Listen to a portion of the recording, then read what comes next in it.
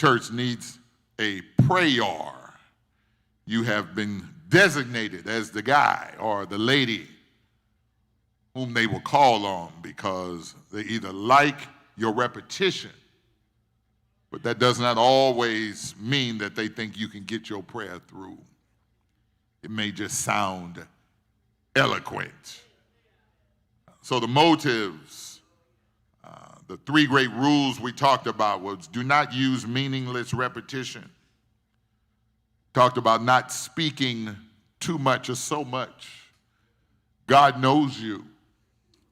God knows all about you. That's the good, the bad, and the ugly. The prayer is that because if you haven't had a lot of conversation with him, you feel that you need to introduce yourself. But if you have enough conversation with him, he knows who you are. And he said he knows that my sheep, they know my voice. The prayer is that you talk to him, you converse with him more than even once a day. Should be every chance you get, especially before something happens, before you're entering into a meeting, before you're getting ready to make an important decision, or before some milestones in your life are on the arise. Speak to God.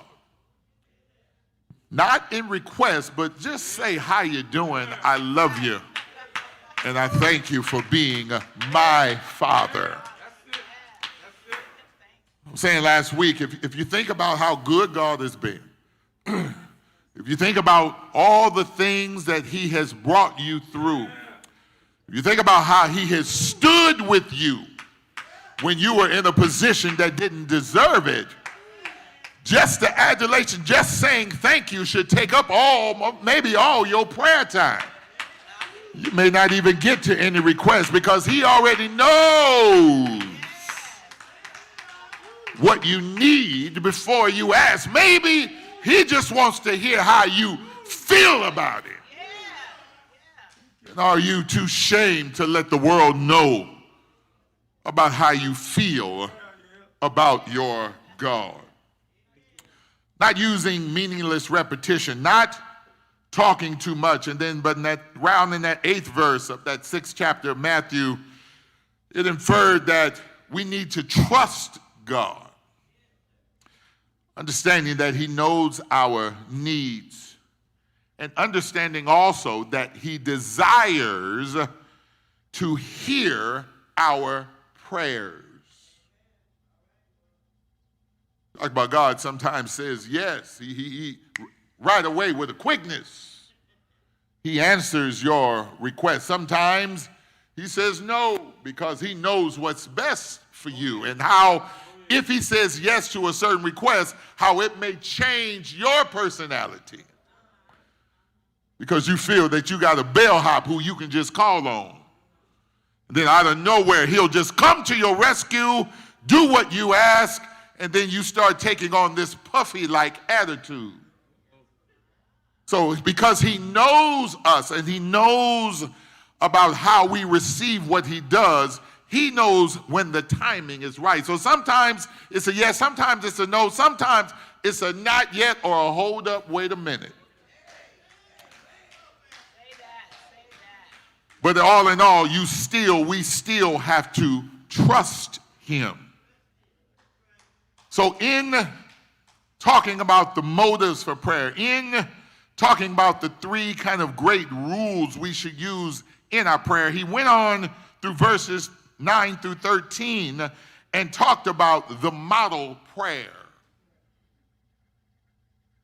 kind of giving us a structure to how we should model our prayer or our conversations with him. Talked about the first part of the prayer should speak about a sense of surrender. Our Father in heaven. Went on and said how we should praise his godly, holy name.